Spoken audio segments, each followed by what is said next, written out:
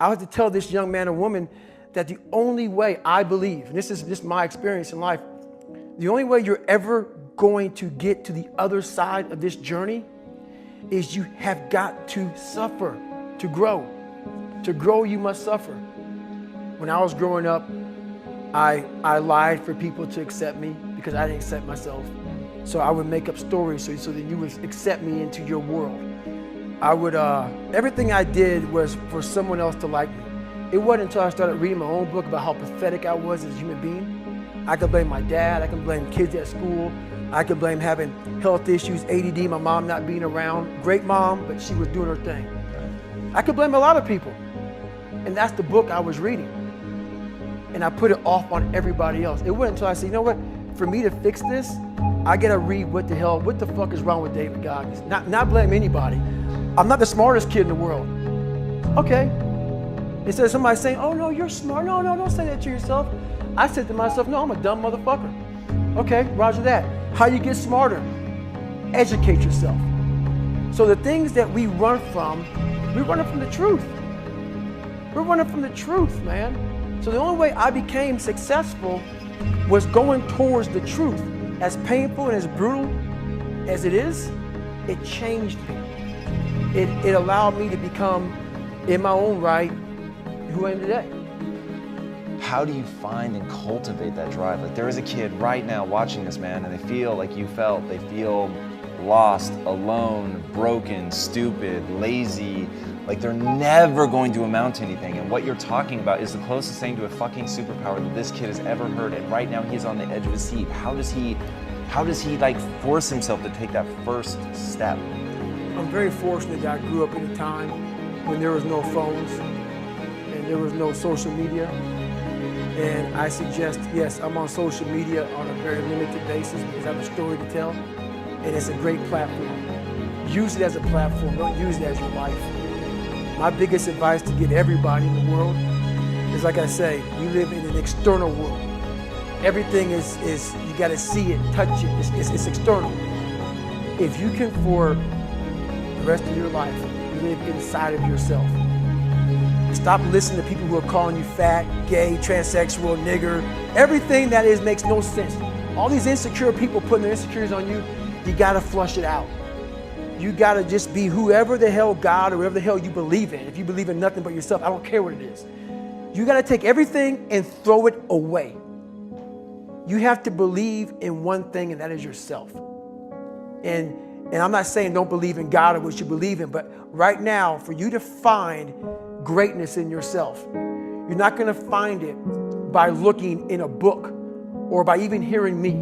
I may give you the spark, but you've got to go inside yourself to find it. And that means you gotta be quiet. Shut the fuck up, go in a room, stop talking, search your soul, search your mind, search your abilities, and you'll find it. But if you're not looking for it, you won't find it. So you gotta go start your journey. And the journey starts with you finding, why the hell am I here on this planet Earth? Why am I here? And if you don't know that, you will live the rest of your life searching, always asking the question, why? The first thing I want you to take away from today is this: you will have good days and you'll have bad days, but you will always learn something more or something new, and you will learn more overall on bad days than good days. You will learn more about yourself, you'll learn more about relationships, you'll learn about life and principles, and it'll build your character. If you're a person who wants, let's say, improve on your character of patience, let's say, don't complain when you're waiting in a line. You ain't going to grow in patience until you're put in a place to wait. It's like you go into a gym and, you're walking through the front doors and, you tell your wife or your husband, I'm going to the gym. You go into the gym and you come in 3 feet and you do a U-turn and you ride out, I went to the gym. Ain't gonna do nothing. You gotta go in there, and what are you gonna do? You gotta pick up the weights. You exercise the muscles that you want to build. I stand before you without arms and legs, but a very strong man because of the bad days in my life. You know how it is. If you didn't go what you've gone through, you wouldn't be who you are today.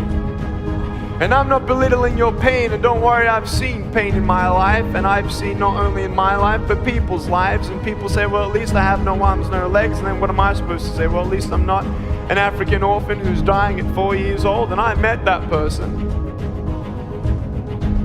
You may have arms and legs, but unless you know 3 things. Number 1, who are you and what your value is? Number 2, what is your purpose here in life? And number 3, what is your destiny when you're done here? If you don't know the answers of any of those 3 questions, you're more disabled than I. People torment themselves by how they see their life. They've told themselves a story as if it were the truth, when it is really a perspective truth. And sometimes you've narrated a story that you beat yourself to death with. Challenge your own story. Change the way you talk to yourself about who you are and what happened to you and what you're going to do in your life. You wrote the script. Change the story. How you do anything is how you do everything. And I realized that the choices I was making was based upon how I saw myself. Let us say together, it's necessary. Write that down. It's necessary as you look at your goals and your dreams, it's necessary that you have a strategy and a game plan to change the story that you believe about yourself. And that's an ongoing process. I've discovered, and many people have, that what we do, what we accomplish, what we produce is a result of the story we believe about ourselves. My favorite book says, be ye not conformed to this world, be ye transformed by the renewing of your mind. If you live your whole life only to discover that it was wrong, that you were chosen to do something else, and you didn't do it. Repeat after me, please. Live full, die empty. And I'm here to tell you, number 1, that most of you say you want to be successful, but you don't want it bad. You just kind of want it. You don't want it badder than you want to party. You don't want it as much as you want to be cool. Most of you don't want success as much as you want to sleep. Some of you love sleep more than you love success. And I'm here to tell you today, if you're going to be successful, you got to be willing to give up sleep.